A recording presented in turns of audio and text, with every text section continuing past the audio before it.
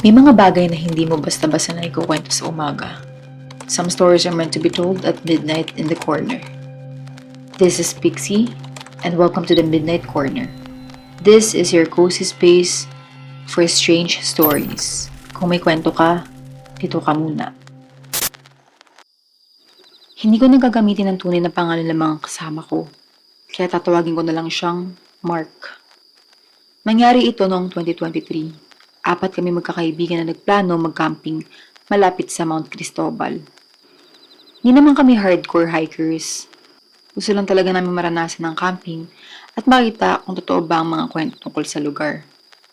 Bago pa kami umakyat, may mga lokal na nagkukwento tungkol sa mga narinig daw nilang boses sa gabi. May ilan din nagsabi na huwag daw kami basta-basta tatawag ng pangalan sa gubat. Siyempre, hindi kami naniniwala at onting tawanan. Pagdating namin sa campsite, maayos naman ang lahat. Nagluto kami ng pagkain, nagpicture, at nagkwentuhan hanggang gabi. Wala namang kakaiba. Bandang alas 11, medyo malamig na at tahimik na ang paligid. Habang nag-uusap kami, napansin naming wala si Mark. Hindi naman kami kinabahan agad dahil madalas naman siyang lumayo para mag-CR o maglakad-lakad. Lumipas siguro ang 5 minuto at 10, kaya tinawag na namin siya. Mark! Tahimik. Maya-maya, sumigaw ulit ang isa naming kasama. Mark! Asan ka na? Pagkatapos noon, may sumagot. Nandito lang. Nanggaling ang boses sa likod ng mga puno. Mga ilang metro lang ang layo. Normal naman ang tunog ng boses niya, kaya kampante kami. Sabi pa nga ng isa naming kasama, arte mo, bumalik ka na nga dito. Pero hindi siya bumalik. Mga ilang segundo lang ulit ang lumipas. Tinawag namin siya ulit. At may sumagot na naman. Nandito lang. Eksakto, parehong tono, parehong lakas, parehong paraan ng pagkasalita. Doon na kami nagtaka. Parang replay. Habang nakatingin kami sa direksyon ng boses, bigla may lumabas na tao mula sa kabilang side ng campsite. Si Mark. May hawak mang flashlight. Napatingin kami sa kanya. Napatingin din siya sa amin. Tapos sinabi niya, bakit? Wala agad sumagot. Sabi na isa naming kasama, kala namin ikaw yung nasa likod ng mga puno. Nakunot noon niya. Anong nasa likod ng mga puno? Sinabi namin na may sumasagot tuwing tinatawag namin siya. Doon siya namutla.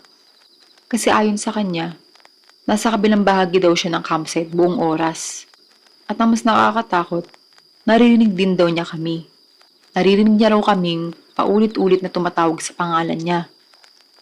Pero ang akala niya, nagbibiro lang kami. Hindi na namin masyadong pinansin dahil baka may echo lang or kung ano. Hanggang sa matutulog na sana kami.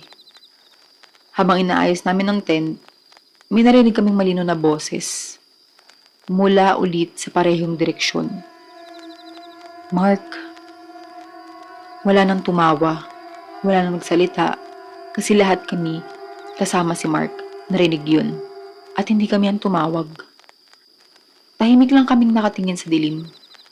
Pagkatapos ng ilang segundo, may sumunod ulit. Mas mahina, pero mas malapit. Mark. Hindi ko mapaliwanag kung bakit, pero pakiramdam ko noon ay may nakatingin sa amin mula sa mga puno. Hindi ko siya makita, pero ramdam ko. Parang may naghihintay lang na may sumagot. Hindi namin ginalawang flashlight. Hindi namin sinundan. Pumasok na lang kami sa tent at sinubukang matulog. Kinabukasan, habang nag-iimpake kami, may nakausap kaming lokal na matanda. Nabanggit namin ang nangyayari. Tahimik lang siya habang nakikinig. Pagkatapos sinabi niya, hindi kayo sumagot, di ba? Sabi namin, hindi. Tumango siya. At yun lang ang sinabi niya.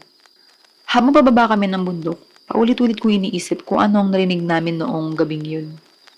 Hanggang ngayon, wala pa rin akong paliwanag. Pero isang bagay ang sigurado. May sumagot sa tawag namin at hindi iyon si Mark.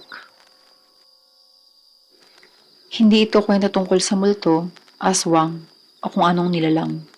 Sa katunayan, wala kaming nakitang kahit ano. At iyon siguro ang dahilan kung bakit hanggang ngayon, hindi ko pa rin makalimutan ang nangyari. Nagbook kami ng campsite sa isang forest area sa Luzon.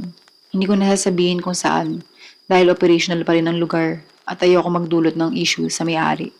Madalas na kami mag-camping noon, kaya hindi na bago sa amin matulog sa gitna ng kagubatan at alam na rin namin ang normal na tunog sa gabi, kuliglig, hangin at mga dahong gumagalaw. Minsan, ang mga ibon o maliliit na hayop sa bundok. Kaya napansin namin agad nang mawala lahat ng iyon. Bandang alas 8 ng gabi, nakaupo kami sa paligid ng bonfire habang nagkakape. Nang biglang tumahimik ang buong paligid. Hindi iyon ordinaryong katahimikan. Ibang klase. Parang may pinatay na switch.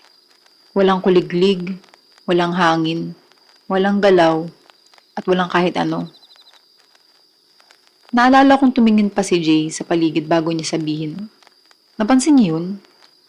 Ang tahimik. Doon lang din naman na-realize na, oo nga, sobrang tahimik. May kung anong nakakailang sa pakiramdam. Pero dahil wala naman kami makita, binaliwala lang namin. Ilang minuto ang lumipas, doon namin unang narinig ang yabag. Parang may taong naglalakad sa tuyong mga dahon. Hindi tumatakbo, hindi nagmamadali, normal na lakad lang. Nanggaling ang tunog mula sa likod ng campsite namin. Lampas sa naaabot na ilaw ng bonfire, huminto kaming lahat. Nakinig. Pagkatapos ng ilang minuto, tumigil na ang yabag. Tahimik ulit. May ibang camper siguro, sabi ni Paolo. Tumango kami, kasi yun naman ang pinakalohikal na paliwanag. Pero maya-maya, narinig ulit namin. Parehong bilis, parehong direksyon. Parang umiikot. Napansin namin yun habang tumatagal. Hindi lumalapit, hindi rin lumalayo. Parang naglalakad lang sa paligid ng campsite namin. Paikot-ikot, dahan-dahan, paulit-ulit. Minsan titigil, tapos magsisimula ulit. Maya-maya, ayaw na namin pag-usapan. Kasi habang mas pinapakinggan namin, mas lalo kaming hindi komportable. Bandang alas 12, nagpasya na kami, matulog. Pumasok kami sa tent, pinatay ang ilaw, at sinubukang baliwalain ang narinig namin sa labas. Pero kahit nasa loob na kami, rinig pa rin. Parang may naglalakad sa paligid namin. Hindi talaga mabilis at hindi mabagal. Eksaktong parehong pace buong gabi. Hindi ko na alam kung anong oras ako nakatulog. Pagdating ng umaga, si Jay ang unang lumabas ng tent. Narinig namin siyang tumigil. Pagkatapos ay sinabi ng, "Guys, lumabas nga kayo." May kakaiba sa tono niya. Paglabas namin, agad namin nakita. May bakas ng lupa sa paligid ng tent. Hindi footprint, hindi gulong, hindi malinaw kung ano talaga pero may marka. At bumuo iyon ng halos perpektong bilog sa paligid ng tent namin. Parang paulit-ulit na naglakad sa parehong ruta buong gabi. Walang bakas ng pagpasok, walang bakas ng paglabas. Habang tinitingnan namin iyon, dumaan ang caretaker ng campsite. Napansin niya agad ang mukha namin. Tinanong niya kung may problema. Kwento naman namin ang nangyari at narinig namin nung gabi. Hindi siya mukhang nagulat. Hindi rin siya mukhang natakot. Tahimik siyang tumingin sa paligid ng tent. Pagkatapos ay tumango at sinabing, "Narinig niyo rin pala." Nagkatingin na kaming tatlo. Tinanong namin kung anong ibig niya sabihin. Pero hindi siya agad sumugot. Kinuha niya muna ang isang walis tambo sa malapit at sinimulang burahin ang mga marka sa lupa. Pagkatapos, saka lang siya nagsalita. "Kapag tumahimik ang buong gubat, huwag na kayo magtagal sa labas. Iyon lang. Wala nang paliwanag. Wala nang dagdag na kwento. At kahit ilang beses na namin siyang tinanong, hindi siya nagsalita tungkol doon. Hanggang ngayon, yun pa rin ang pinaka nakakatakot na camping experience ko. Hindi dahil minanakot sa amin. Hindi namin kailanman nakita kung ano iyon. Minsan, mas nakakatakot talaga ang mga bagay na hindi mo nakikita, lalo na sa lugar ng tahimik. Nangyari ito noong December 2024 sa isang campsite sa Baguio. Peak season noon kaya halos puno ang lugar. Maraming tent, maraming campers, at may mga pamilya ring naka-check-in. Kasama ko ang dalawang kaibigan na si Kate at si Renz. Kaya noong una, wala talaga kaming dahilan para matakot. Bandang 7:00 ng gabi, nag-bonfire kami at nagkwentuhan. Habang tumatagal, nagsiuwian na rin sa mga tent ang karamihan dahil sa sobrang lamig. May narinig kaming batang tumatawa. Mahina lang. Parang naglalaro sa malayo. Hindi naman namin pinansin agad dahil may mga pamilya nga sa campsite. Normal lang. Pero habang tumatagal, parang hindi ito umaalis sa parehong lugar. Paulit-ulit lang. Tumatawa, tumatakbo. Parang may batang paikot-ikot sa gitna ng mga pine tree. Napansin din yun ni Kate. Sabi niya, hindi pa ba natutulog yung batang yun? Tumawa lang kami. Pero pagdating ng 11:00, naroon pa rin ang tunog. At doon na kami nagsimula magtaka.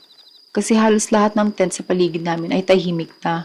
Pero yung batang yun, parang tuloy-tuloy lang ang paglalaro. Bandang 12:00 na, pumasok na kami sa tent. Habang nakahiga, naririnig pa rin namin at mas malinaw pa nga. Parang mas malapit. May kasamang tunog ng maliliit na paa na tumatakbo sa mga damuhan. Minsan may tawa, minsan may parang kantang himig. Doon na kami medyo nainis ni Renz. Sabi niya, kung anak man niya ng isang camper, parang wala namang magulang na hahayaan ng bata sa labas ng ganong oras. Pero hindi. Pagod kami, pinipilit na lang namin matulog. Hindi ko alam kung anong oras na ako nagising, pero nagising ako dahil tahimik na. Yung tipong sobrang tahimik. At doon ko narinig may humihikbing bata. Malapit lang. Parang nasa labas ng tent. Hindi umiiyak ng malakas. Yung mahina lang na paghikbi. Parang nawawala. Parang naliligaw.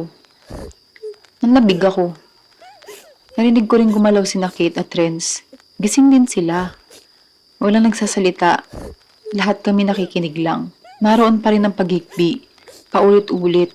At pakiramdam ko noon, mas nakakatakot yun kaysa sa anumang sigaw o ingay. Makalipas ang ilang minuto, bigla itong tumigil. As in, biglaan. Parang may pinindot na stop. Pagdating ng umaga, yun agad ang pinag-usapan namin. Akala ko baka panaginip lang, pero pare-pareho pala kaming narinig yun. Habang nag-aalamsal kami, nabanggit namin sa caretaker. Noong una, tahimik lang siya. Tapos sinanong niya, narinig niyo ba yung tumatawa? Nagkatingin ng kaming tatlo. Sabi namin, oo. Tapos sinabi niya ang mga bagay na hanggang ngayon hindi ko makalimutan. Walang batang naka-check-in dito kagabi. Akala namin nagbibiro siya. Pero hindi. Ipinakita niya ang guest list. Puro matanda. Puro magkakaibigan. Mga mag-asawa. Mga solo camper. Walang pamilya. Walang bata. Wala kahit isa. Sabi niya, hindi raw iyon unang beses na may nagkwento tungkol doon. Paminsan-minsan may mga campers daw na nakakarinig ng batang tumatawa sa gitna ng gabi. Minsan naman umiiyak. Pero kapag hinanap nila kung saan nanggagaling, wala silang makitang bata. Hanggang ngayon hindi ko pa rin alam kung ano ba talaga ang narinig namin. Pero tuwing naaalala ko ang gabing yun, isang tanong pa rin ang bumabalik sa isip ko.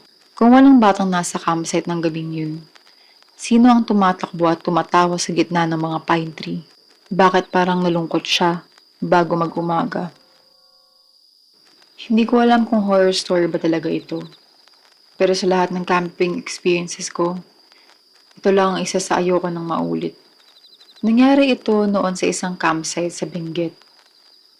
Mag-isa lang akong bumiyahe noon. Kakagaling ko lang sa isang mahirap na breakup at gusto ko lang mapag-isa kahit isang weekend. Walang kaibigan, walang pamilya, walang kausap. Ako lang. Pagdating ko sa campsite, hindi naman puno ang lugar. May ilang campers, pero magkakalayo naman ang mga pwesto. Habang nag-set up ako ng tent, napansin ko ang isang lalaki sa kabilang campsite. Mag-isa rin siya. Nakatulala lang sa bonfire. Noong una, wala ako masyadong pakialam. Maraming solo campers doon. Pero habang lumalalim ang gabi, napapansin ko siya paminsan-minsang nakatingin sa direksyon ko. Hindi naman nakakatakot. Mas mukha pa nga siyang pagod. Yung tipong matagal nang walang maayos na tulog. Bandang 9:00, napadaan siya malapit sa campsite ko. Habang papunta sa comfort room. Nagkatanguan kami. Tapos, siya pa ang unang nagsalita. Mag-isa ka rin? Tumango ako. Nag-usap kami ng kaunti. Hindi ko nasasabihin ang tunay niyang pangalan, kaya tatawagin ko na lang siyang Eric. Mabait naman siya. Tahimik. Mukhang desente. Pero may isang bagay lang ako napansin. Sa buong usapan namin, parang wala siyang emosyon. Hindi siya nagagalit. Hindi rin malungkot. Parang pagod lang talaga. Nabanggit niya na madalas daw siyang mag-camping mag-isa kapag may mabigat siyang iniisip. Pagkatapos ng ilang minuto, bumalik na kami sa kanya-kanyang campsite. Bandang 10:00, nasa loob na ako ng tent. Hindi pa ako makatulog. Kaya sumilip ako sa labas. Nakita ko pa rin siyang nakaupo sa harap ng apoy. Mag-isa, nakatitig lang, hindi gumagalaw. Pagod siguro, sabi ko sa sarili ko. Nakatulog rin ako kalaunan. Kinabukasan, nagising ako ng maaga dahil sa lamig. Paglabas ko ng tent, wala na ang bonfire niya. Wala na rin siya. Ang akala ko maagang umalis. Habang nagtitimpla ako ng kape, dumaan ng caretaker, nabanggit ko ang iyong lalaking nakausap ko nung gabi. Sabi ko, maagang umalis yung solo camper sa kabilang site ah. Napatingin siya sa direksyon na tinuro ko. Pagkatapos, tumingin siya ulit sa akin. Mukhang nalito. Taga saan? Taga doon, ang sabi ko. Sabay turo. Tapat lang halos ng campsite ko. Tahimik siyang nakatingin sa akin ng ilang segundo. Tapos sabi niya, walang naka-check-in dyan kagabi. Akala ko nagbibiro siya. Kaya kinuwento ko pa kung paano kami nag-usap. Paano siya dumaan sa campsite ko? Paano kaming nagkwentuhan? Pero habang nagkasalita ako, mas lalong naging seryoso yung mukha ng caretaker. Maya-maya, dinala niya ako sa registration area. Ipinakita niya ang booking list, 6 lang daw kaming guest nila noong gabing yun. At walang solo camper na nakapwesto sa campsite na tinutukoy ko. Ang mas nakakagulo sa isip ko, pagpunta namin sa kabilang campsite, sobrang linis. Walang bakas ng tent, walang bakas ng bonfire, walang upuan, walang gamit. Parang walang gumamit buong gabi. Hindi ko alam kung ano talaga ang nangyari. Baka may nakapasok lang talaga sa campsite nang hindi nag-register. Possible naman. Pero may isang bagay na hindi ko makalimutan. Noong una nag-usap kami ng gabi, may sinabi siya bago bumalik sa campsite niya. Hindi ko yun napansin noon. Pero pagkatapos na nangyari, paulit-ulit ko na iyong naalala. Sabi niya, minsan mas madali pang kausapin ng mga estranghero kaysa sa mga taong kilala ka. Noong gabing yun, akala ko may nakilala akong kapwa camper na may pinagdadaanan. Pero hanggang ngayon, hindi ko alam kung sino talaga nakausap ko. May mga taong nakakasalubong tayo sa maling lugar at maling oras. At minsan, hindi natin nalalaman kung tao pa ba talaga sila hanggang huli na. Dito muna natin tatapusin ang ating kwento. Kung may karanasan ka rin gustong ibahagi, join the Midnight Corner community on Facebook and share it with us. Maraming salamat sa pakikinig. Don't forget to like, follow, and subscribe para hindi mo ma-miss ang mga susunod nating kwento. I'm Pixie, and I'll see you on the next story. May kwento ka? Dito ka muna.